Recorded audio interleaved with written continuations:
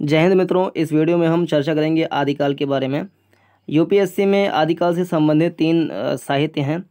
एक सिद्ध साहित्य, नाथ साहित्य और रासो साहित्य। सिद्ध साहित्य में सरहपा हैं, नाथ साहित्य में गोरखनाथ हैं और रासो साहित्य में चंदवरदाई हैं, जो कि सिलेबस का हिस्सा है। एक जैन साहित्य भी है, हेमचंद्र नाम लिखा हुआ है, तो वो जैन साहित्य के लेखक हैं।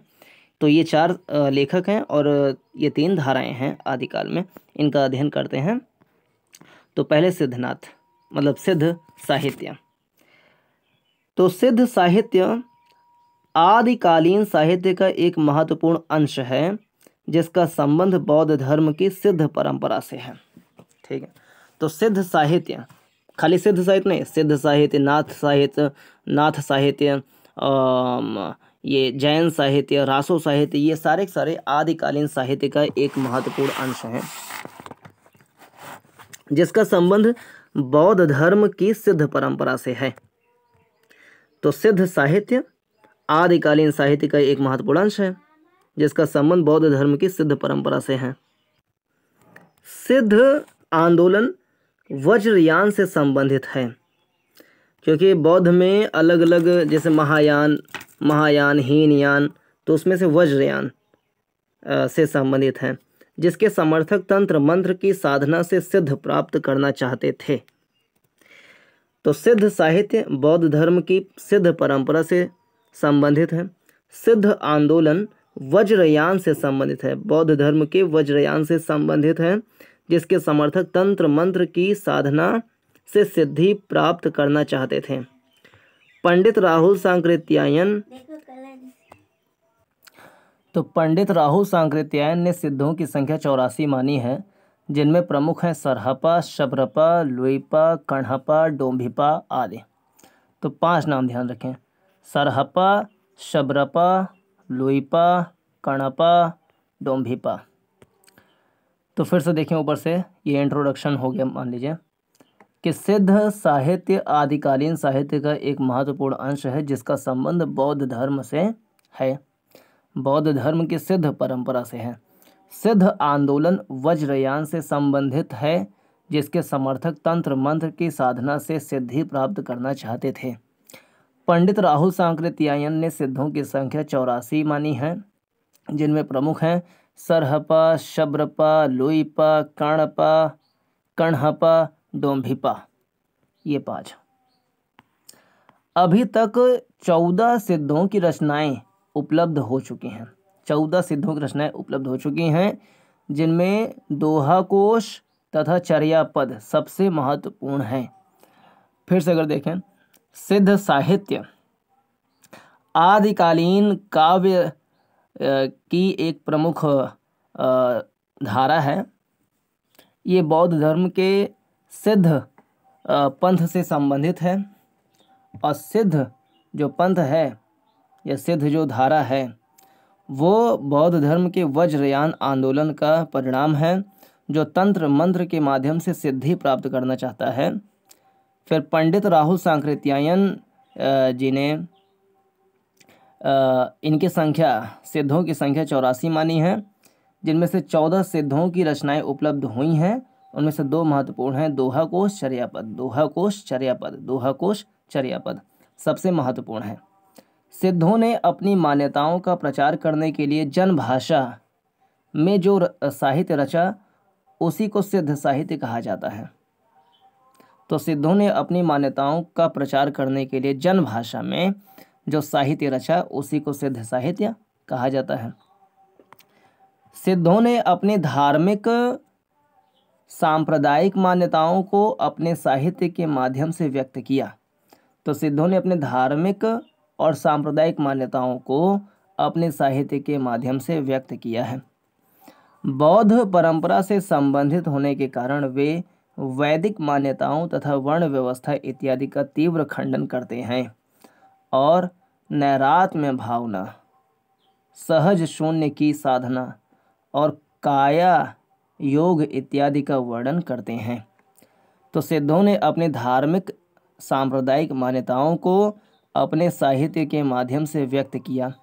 बौद्ध परंपरा से संबंधित होने के कारण वे वैदिक मान्यताओं तथा वर्ण व्यवस्था इत्यादि का तीव्र खंडन करते हैं और नैरात्म्य भावना, सहज शून्य की साधना और काया योग इत्यादि का वर्णन करते हैं। ठीक है, क्या क्या चीज़ का वर्णन करते हैं? तो नैरात्म्य भावना, सहज शून्य की साधना और काया योग। नैरात्म्य भावना, सहज शून्य साधना, सहज शून्य की साधना और काया योग। नैरात्म्य भावना, सहज शून्य की साधना और काया योग इत्यादि का वर्णन करते हैं और खंडन करते हैं किसका? वैदिक मान्यताओं का तथा वर्ण व्यवस्था का खंडन करते हैं और नैरात्म्य भावना, सहज शून्य की साधना और काया योग का इत्यादि का वर्णन करते हैं। उनका दावा है कि जो पंडित लोग सारे आगम, वेद, पुराण पढ़ चुके हैं वे भी परम सत्य को नहीं जानते। सत्य तो यह है कि बुद्ध या परम तत्व का अस्तित्व हमसे बाहर नहीं, हमारे भीतर ही है। तो ये मानते हैं कि जो सत्य तो यह है कि बुद्ध या परम तत्व का अस्तित्व हमसे बाहर नहीं, हमारे भीतर ही है। अब यहाँ पे 3-4 लाइनें लिख रहे हैं ये, जिसको लर्न करना है। पंडिया, देखो ता को आ पढ़ते हैं, लास्ट में अक्सर आ इनको मिलता है। पंडिया साल सत्य बखाड़ देहि बुद्ध बसंतड़ जाड़ आगम वेव पुड़े पंडिय माड़ वहंती पक श्री फले आलिय जिम बाहेरिया भमंती। पंडित सल सत्य बखाड़, जैसे भौरा पके हुए बल के बाहर की बाहर घूमता है, जैसे भौरा पके हुए बेल के बाहर ही बाहर घूमता है, रसास्वादन नहीं कर पाता। पंडिया सल सत्य बखाड़ा देह ही बुध बसंतण जाण आगम वेय पुड़े पंडिय माड़ वहंती पक्क सिरी फलह अलिय जिम बाहिरी भमंती।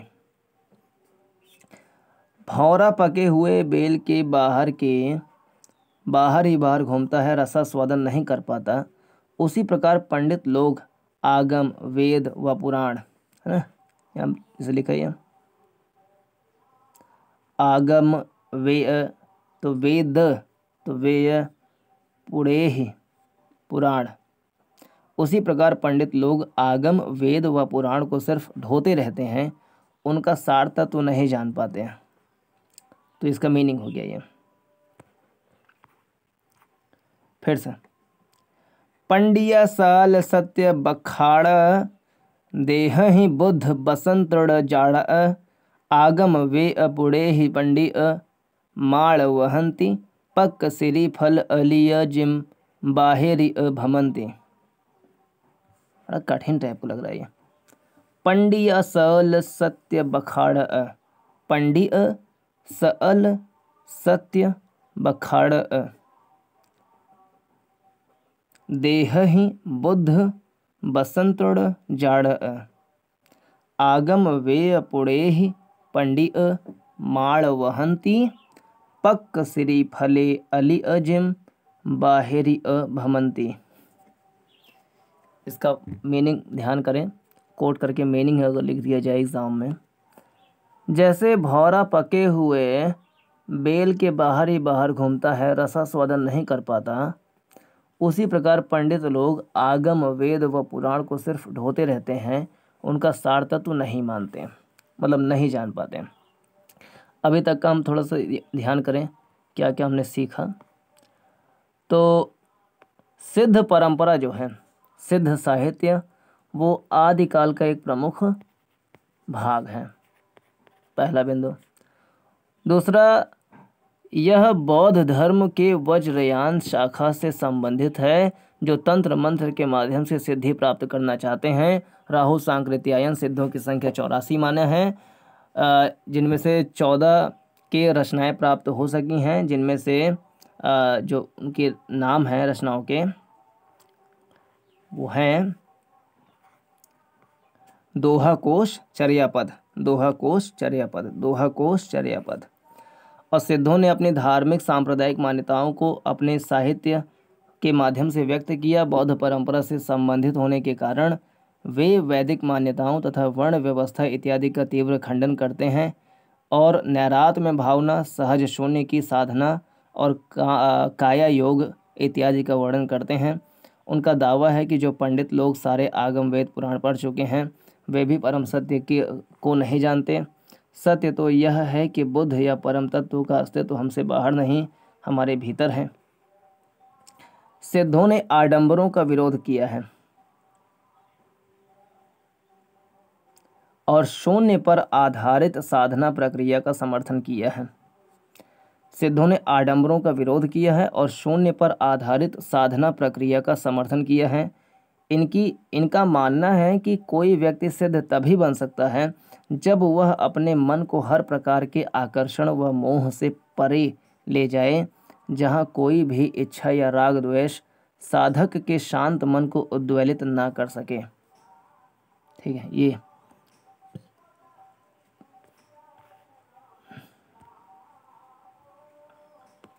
सिद्धों ने आडंबरों का विरोध किया है और शून्य पर आधारित साधना प्रक्रिया का समर्थन किया है।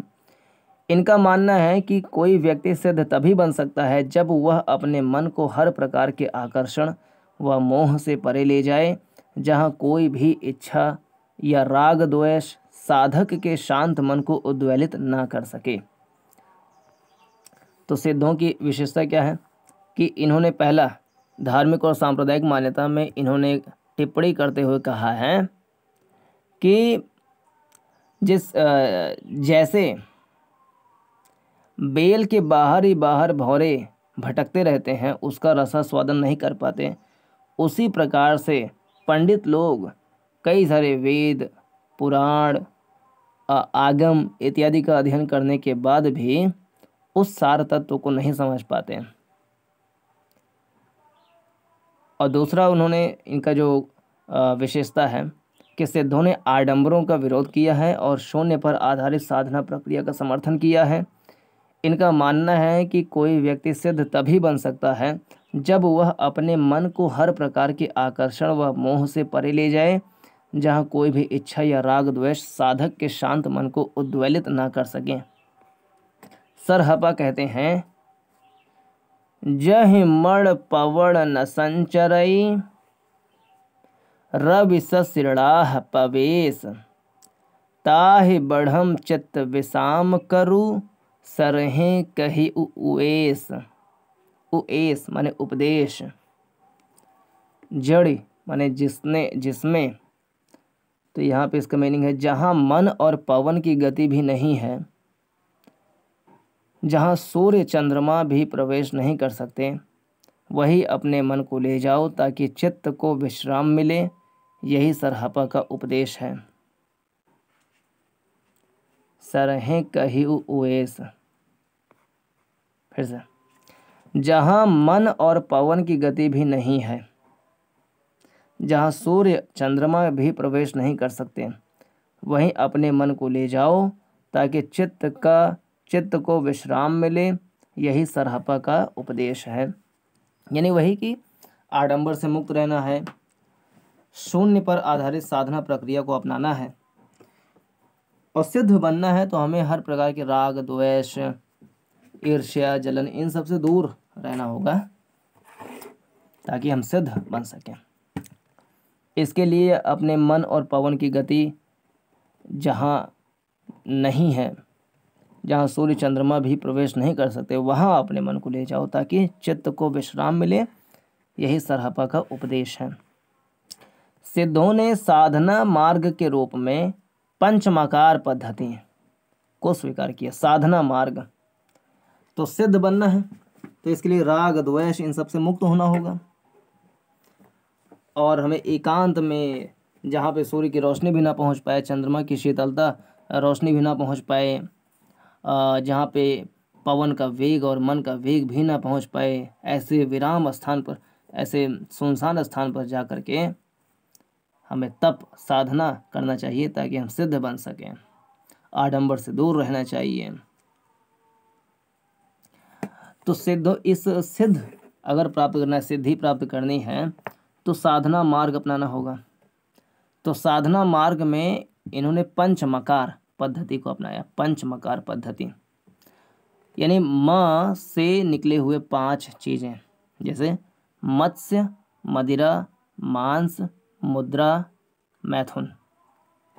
मत्स्य यानी कि मछली, मदिरा शराब, मांस, मुद्रा माने पैसा धन, मैथुन मीन्स सेक्स।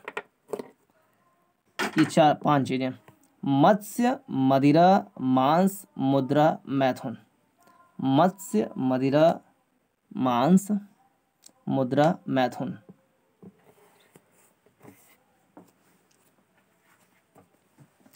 तो सिद्धों ने साधना मार्ग के रूप में पंचमकार पद्धति को स्वीकार किया। मतलब कि ये कह रहे हैं कि भैया मछली खाओ, मदिरा पियो, मांस खाओ, पैसे इकट्ठा करो और सेक्स करो। यानी कुल मिलाकर के क्या कहते हैं उसको, सुखाकांक्षी, जिसको हेडोनिज्म कहा जाता है, वो बनो। या चारवाक दर्शन की फिलॉसफी इनके ऊपर झलकती है, क्योंकि चारवाक फिलॉसफी जो है वो भी नास्तिक फिलॉसफी है। वो वेद को नहीं मानते हैं। जो वेद को नहीं मानता है उनको नास्तिक कहते हैं, जो वेद को मानते हैं उनको आस्तिक कहते हैं। तो भारत में 9 दर्शन हैं। 9 दर्शन में से चारवाक दर्शन ऐसा है जो वेद को नहीं मानते हैं, तो ये नास्तिक हो गए। बौद्ध दर्शन है, ये भी वेद को नहीं मानते हैं, ये भी नास्तिक हो गए। और जैन दर्शन है, ये भी वेद को नहीं मानते, ये भी नास्तिक हो गए। तो चारवाक, जैन, बौद्ध नास्तिक हो गए। तो चारवाक की परंपरा जो है वो आडंबर का विरोध करते हैं, वेद, उपन्यास, पुराण का विरोध करते हैं। उनका मानना है कि इस जीवन में सुखाकांक्षी होना चाहिए, सुख को बढ़ाओ। ऋणम कृत्वा घृतम पिबेत, ये इनकी फिलॉसफी है। तो वही फिलॉसफी कहीं कहीं इसमें भी नज़र आती है कि पंचमकार पद्धति को स्वीकार किया है। तो पंच में 5 मकार में समास वाले शब्द, मत्स्य, मदिरा, मांस, मुद्रा, मैथुन। इनकी मान्यता थी कि सुखों को चरम स्तर पर भोग कर ही मन को ऐसी अवस्था में लाया जा सकता है जहां वह हर आकर्षण से मुक्त हो जाए। ठीक है, फिर से सिद्धों ने साधना मार्ग के रूप में पंचमकार पद्धति को स्वीकार किया है। पंचमकार का अर्थ है मत्स्य, मदिरा, मांस, मुद्रा, मैथुन। मत्स्य, मदिरा, मांस, मुद्रा, मैथुन। मत्स्य, मदिरा, मांस, मुद्रा, मैथुन। मत्स्य, मदिरा, मांस, मत्स्य, मदिरा, मांस, मुद्रा, मैथुन। इनकी मान्यता थी कि सुखों को चरम स्तर पर भोग कर ही मन को ऐसी अवस्था में लाया जा सकता है जहां वह हर आकर्षण से मुक्त हो जाए। यहाँ सुखों का भोग साधन के रूप में है, साध्य के रूप में नहीं। मतलब सिद्धि अगर पाना है तो अपने मन को आकर्षणों से मुक्त करना होगा, और आकर्षण से मुक्त करने के लिए एक बार भोग लो अच्छे से। खूब मांस खा लो, खूब मछली खा लो, खूब शराब पी लो, खूब लोटपोट लो, खूब डांस कर लो, खूब सेक्स कर लो, खूब पैसा इकट्ठा कर लो। उसके बाद तुम्हारा आकर्षण से मन मतलब अलगाव हो जाएगा, बिलगाव हो जाएगा। आकर्षण सारे जो रहते हैं दुनिया में, वो सारे आकर्षण से आप तृप्त हो जाएंगे, तब आप सिद्धि के मार्ग पर जा सकते हैं। तो ये इनका है पंचमकार। बौद्ध परंपरा का जो वज्रयान शाखा है उसमें सिद्ध पंथ या सिद्ध परंपरा जो चली वो वेदों को नहीं मानती है, और तंत्र मंत्र की साधना से सिद्धि प्राप्त करना चाहते हैं और पंचमकार पद्धति से पाना चाहते हैं। पंचमकार माने मत्स्य, मदिरा, मांस, मुद्रा, मैथुन। ये 5 ये इतना सुख भोग लो, इतना सुख भोग लो, चरम सुख। खूब सेक्स करो, खूब मांस खाओ, ऐसा ये लोग बताते हैं। इतना सारा अगर अगर चरम सुख प्राप्त कर लोगे तो सारे आकर्षण से मुक्त हो जाओगे। तुम्हें कोई चीज़ आकर्षित नहीं करेगी, कोई लड़की या लड़का आकर्षित नहीं करेगा, कोई मदिरा आकर्षित नहीं करेगा, है ना। बहुत सारा धन इकट्ठा कर लिए, तुम्हें धन का लालच नहीं होगा। तो ये सब कर लेने के बाद आप जो है सिद्धि के मार्ग पर जा सकते हैं। अब इतना सारा करने में अगर जीवन निकल जाए तो सिद्धि के मार्ग पर कब जाएंगे। मान लो किसी का जीवन 60 साल का है और वो सिद्ध साहित्य पढ़ लिया, मतलब औसत उम्र जो भारत में 67 साल है, औसत उम्र 67 साल भारत में है। अब कोई 20 साल की उम्र में, 21 साल की उम्र में पढ़ लिया कि सिद्ध साहित्य कहता है सिद्धि प्राप्त करना है अगर तो पंचमकार की पद्धति अपनाओ। तो कहेगा इसमें क्या करना होता है, कहेगा इसमें मत्स्य, मदिरा, मांस, मुद्रा, मैथुन, ये 5 चीज बता दिया। कहेगा इन 5 चीज़ों को खूब भोगो, खूब भोगो, खूब भोगो, एकदम भोग भोग के चरम सुख पालो, मन को तृप्त कर लो, तब तुम्हें सिद्धि मिल जाएगी। और ये भोगना ये साध्य नहीं है जीवन का, बल्कि सिद्धि को प्राप्त करने का साधन है। इन्होंने गुरु की भी अत्यधिक महत्व दिया है, उसको हम देखेंगे बाद में। अब सोचो 67 साल का उम्र अगर है किसी का औसत रूप में, उसको मुद्रा कमाना है खूब, इतना मुद्रा कि उसका मन तृप्त हो जाए। चलो छोटा मोटा मान ले कि किसी को चाहिए कि हमें 1 करोड़ रुपए कमा लें हम, जैसे अक्षय कुमार का एक टाइम पर सपना था कि हम 2 करोड़ रुपए, 10 करोड़ रुपए कमा लें। हालांकि बाद में वो और करोड़पति हो गए। ऐसे किसी का उद्देश्य है कि हम 60 करोड़ रुपए कमा लें। अब 60 करोड़ रुपए कमाते कमाते इसकी 67 या 77 साल उम्र हो गई। इसे पाना है सिद्धि, और सिद्धि पाने के लिए इसे इस साधन का प्रयोग करना होगा, क्योंकि ये तो जीवन का साध्य है नहीं, ये एक साधन है सिद्धि को प्राप्त करने का। और जो साधन है वही प्राप्त नहीं हो पा रहा है तो हम सिद्धि तक जाएंगे कैसे। पता लगा उम्र बीत गई और हम इसी चक्कर में पड़े रहें, 60 करोड़ रुपए इकट्ठा करेंगे, खूब सेक्स करेंगे, खूब मांस खाएंगे, बकरे का मुर्गे का मांस खाएंगे, खूब मदिरा पिएंगे खूब। तो ये जो है व्यवहारिक नहीं है और एक सामाजिक व्यवस्था को बनाए रखने के लिए भी सही नहीं है सिद्ध साहित्य। इन्होंने गुरु को भी अत्यधिक महत्व दिया है, क्योंकि सतगुरु के माध्यम से ही वास्तविक ज्ञान प्राप्त होता है। इसके अलावा साधना प्रक्रिया में समस्त बाह्य आडंबरों का निषेध इनकी अन्य विशेषता है। गुरु की भी अत्यधिक महत्व दिया है इन्होंने गुरु को, क्योंकि पंचमकार कौन सिखाएगा, ये तंत्र मंत्र कौन सिखाएगा, गुरु सिखाएगा। तो गुरु की परंपरा को अत्यधिक महत्व दिया है, क्योंकि सतगुरु के माध्यम से ही वास्तविक ज्ञान प्राप्त होता है। इसके अलावा साधना प्रक्रिया में समस्त बाह्य आडंबरों का निषेध इनकी अन्य विशेषता है। तो अब हम देखें फिर से अगर इनके बारे में कि सिद्ध साहित्य आदिकाल साहित्य का एक महत्वपूर्ण अंश है। यह बौद्ध धर्म के वज्रयान शाखा के सिद्ध परंपरा से संबंधित है, जो सिद्धि को प्राप्त करने के लिए तंत्र मंत्र की पद्धति का उपयोग करते हैं और पंचमकार की पद्धति का उपयोग करते हैं। इनका मानना है कि अगर सिद्धि प्राप्त करना है तो ऐसे स्थान पर जाकर साधना करो जहाँ पर मन और वायु की गति भी न पहुँच पाती हो, जहाँ पर सूर्य और चंद्रमा की रोशनी भी न पहुँच पाती हो। ये वेद का, पुराण का, आगम का, उपनिषद इन सब का विरोध करते हुए कहते हैं कि जिस प्रकार भौरे बेल के भीतर घुसकर उसका रसास्वादन नहीं कर पाते हैं, बाहर ही बाहर घूमते रहते हैं, उसी प्रकार पंडित लोग आगम, वेद, पुराण पढ़ करके भटकते रहते हैं, उसका सार तत्व वो समझ नहीं पाते। फिर ये कहते हैं पंचमकार पद्धति अपनाओगे, उसका चरम सुख भोगोगे, मत्स्य मुद्रा मांस मुद्रा मैथुन खूब खाओगे पियोगे, तो आपको सभी प्रकार के आकर्षण से आप मुक्त हो जाओगे।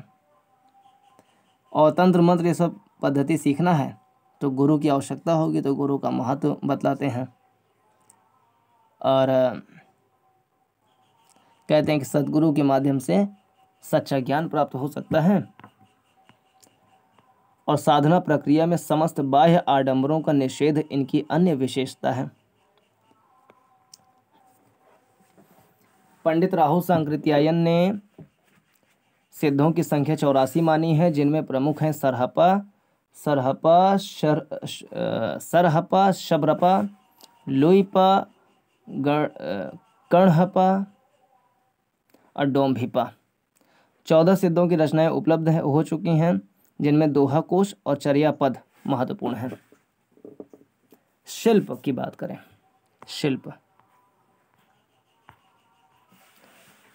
सिद्धों का शिल्प पक्ष साहित्यिक सूक्ष्मताओं से युक्त नहीं है। सिद्धों का शिल्प पक्ष साहित्यिक सूक्ष्मताओं से युक्त नहीं है, क्योंकि ये लोग मूलतः कवि नहीं थे, बल्कि अपने संप्रदाय की मान्यताओं का प्रचार करने के लिए ही साहित्य लिखते थे। तो सिद्धों का शिल्प पक्ष साहित्यिक सूक्ष्मताओं से युक्त नहीं है, क्योंकि ये लोग मूलतः कवि नहीं थे, बल्कि अपने संप्रदाय की मान्यताओं का प्रचार करने के लिए ही साहित्य लिखते थे। इनकी भाषा अर्धमागधी अपभ्रंश थी। अर्धमागधी अपभ्रंश। सिद्धों की भाषा क्या थी? तो अर्धमागधी अपभ्रंश थी, जिससे आगे चलकर पूर्वी हिंदी उपभाषा का विकास हुआ। इनका सारा साहित्य मुक्तक रूप में है, जो मुख्यतः चर्या पद तथा दोहा कोश के रूप में संकलित है।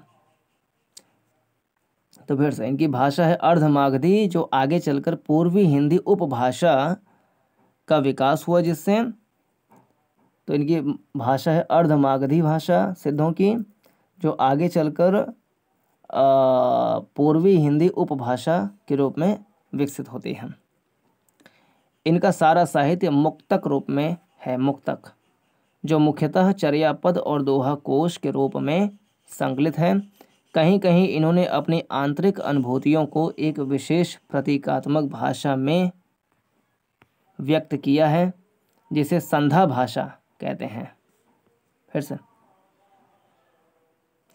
कहीं कहीं इन्होंने अपनी आंतरिक अनुभूतियों को एक विशेष प्रतीकात्मक भाषा में व्यक्त किया है, जिसे संधा भाषा कहते हैं। शिल्प में इनका महत्वपूर्ण योगदान छंद के स्तर पर है। तो ये छंद के स्तर पर काम किए हैं, संधा भाषा के स्तर पर काम किए हैं, और मुक्तक छंद के रूप में लिखा है, इस प्रकार किए हैं।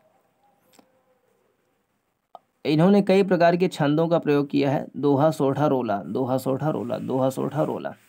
तो भाषा शिल्प में सिद्धों का शिल्प बहुत ज़्यादा साहित्यिक सूक्ष्मताओं से युक्त नहीं है, क्योंकि ये मूलतः कवि नहीं थे, मूलतः अपने धर्म का संप्रदाय का प्रचार करने का कार्य करते थे। इनकी भाषा अर्धमागधी थी, जो आगे चलकर पूर्वी हिंदी उपभाषा के रूप में विकसित हुआ। इनका सारा साहित्य मुक्तक के रूप में है, जो मुख्यतः चर्या पद तथा दोहा कोश के रूप में संकलित है। कहीं कहीं इन्होंने अपनी आंतरिक अनुभूतियों को एक विशेष प्रतीकात्मक भाषा संधा भाषा के रूप में किया है। शिल्प में इनका महत्वपूर्ण योगदान छंद के स्तर पर है। इन्होंने कई प्रकार के छंदों का प्रयोग किया है। दोहा सोठा रोला। निष्कर्ष, कुल मिलाकर सिद्ध काव्य धारा हिंदी साहित्य की एक अत्यंत महत्वपूर्ण धारा है, जिसने न केवल वर्ण व्यवस्था व धार्मिक आडंबरों का विरोध करके एक समतामूलक व प्रगतिशील समाज के निर्माण में योगदान दिया। समता, प्रगतिशील समाज, ये दृष्टि IAS वाले लिखे हैं कि प्रगतिशील समाज के निर्माण में योगदान दिया।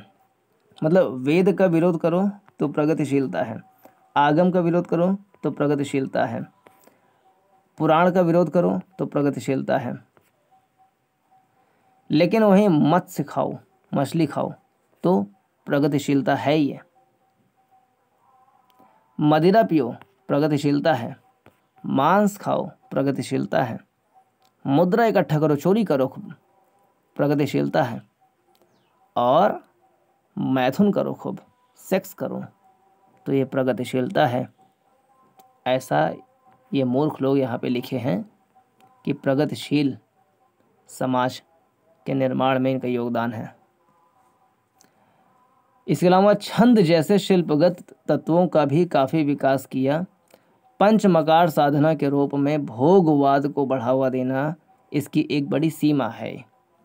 इसका यह महत्व अवश्य है कि भक्ति काल की संत काव्यधारा की मानसिकता के निर्माण में इसने ठोस आधार प्रदान किया है, क्योंकि संत काव्यधारा में गुरु की महिमा का वर्णन ज़्यादा होता है। गुरु गोविंदो खड़े एक अकेला गोपाय, फिर आगे पीछे लागा जाई था लोक वेद के साथ ही, पीछे तो सतगुरु मिल्या दीपक दिया हाथ ही, ऐसे और भी हैं।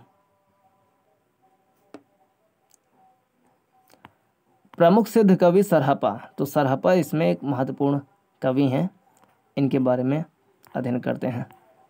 सरहपा, शबरपा, लुईपा, कर्णहपा, डोम्भिपा, ये 5 प्रमुख हैं। कुछ आलोचक सरहपा या सरोरूह वज्र को हिंदी का आदि कवि मानते हैं। उनके द्वारा रचित ग्रंथों की संख्या 32 बताई जाती है, जिनमें दोहा कोश प्रामाणिक रूप से हिंदी की रचनाओं में प्रसिद्ध है। इन्होंने पाखंड और आडंबर तथा वर्ण एवं जाति आधारित विषमता मूलक ब्राह्मणवादी समाज व्यवस्था का विरोध किया। इसके साथ ही इन्होंने गुरु सेवा को महत्व दिया तथा सहज भोग मार्ग से जीव को महासुख की ओर ले जाने का दर्शन प्रतिपादित किया। इन्होंने पाखंड और आडंबर तथा वर्ण एवं जाति आधारित विषमता मूलक ब्राह्मणवादी समाज व्यवस्था का विरोध किया। इसके साथ ही इन्होंने गुरु सेवा को महत्व दिया तथा सहज भोग मार्ग से जीव को महासुख की ओर ले जाने का दर्शन प्रतिपादित किया। सरहपा ने आलोचनात्मक कविता का हिंदी में प्रवर्तन किया। ब्राह्मणों की आलोचना में सरहपा पंडितों पुरोहितों द्वारा शास्त्रों को शाब्दिक व्याख्या तथा ऊपरी आचरण को व्यंग का विषय बनाते हैं। उनके अनुसार ब्राह्मण वेद का भेद नहीं जानता। सरहपा ने शून्य पर आधारित साधना प्रक्रिया का समर्थन किया है। उनका मानना है कि कोई व्यक्ति तभी सिद्ध बन सकता है जब वह अपने मन को हर प्रकार के आकर्षण व मोह से परे ले जाए, जहाँ कोई भी इच्छा या राग द्वेष साधक के मन को उद्वेलित न कर सकें। जह मण पवन न संचरे, जहाँ पर मन और पवन भी की गति न हो। रवि शशि राह पवेश, जहाँ पर सूर्य और चंद्रमा भी प्रवेश न कर सकें। ताहि बढ़म चित्त विसाम करूं, वहाँ पर अपने चित्त मन को लेकर के जाओ। सरहें कही वेश, ऐसा उपदेश सरहपा देते हैं। तो जहि मण पवन न संचरे, जहि मण पवन न संचरे, रवि शशि राह पवेश, ताहि बढ़म चित्त विसाम करूं, सरहें कही उवेश। सरहपा का मत है कि सांसारिक मिथ्या बंधन और स्वार्थ चिंता व्यर्थ है। अच्छा कार्य या व्यवहार करने से ही चेतना शुद्ध हो सकती है। उनके अनुसार अहंकार और इंद्रिय परायणता का परित्याग न किया जाए तो शास्त्रों का तोता रटंत व्यर्थ है। सहजानंद यह महासुख बाहरी चीजें नहीं बल्कि आंतरिक उच्च अवस्थाओं के नाम हैं। सरहपा की काव्य भाषा अर्धमागधी अपभ्रंश है तथा उनमें प्राकृत की प्रवृत्तियां भी विद्यमान हैं। उनकी यह भाषा हिंदी के लक्षण अपनाती हुई प्रतीत होती है। इसी आधार पर अपभ्रंश का पुरानी हिंदी कहा जाता है। सरहपा की कविताएं दोहा, सोरठा, चौपाई, पदधरी तथा चरिया पदों में रचित हैं। ये सभी छंद सर्वप्रथम सरहपा की रचनाओं में ही प्रयुक्त हुए थे। सरहपा के दोहा से हिंदी को दोहा साहित्य विकसित हुआ और चरिया पदों से मीरा, सूर, तुलसी आदि का पद्य साहित्य। हिंदी की उलड़मासी कविता और कूट पदों का स्रोत भी सरहपा के चरिया गीत ही हैं। तो ये है इस वीडियो का डिस्कशन। पूरा देखने के लिए धन्यवाद। नमस्कार, जय हिंद। नेक्स्ट वीडियो में हम देखेंगे नाथ साहित्य। Thank you.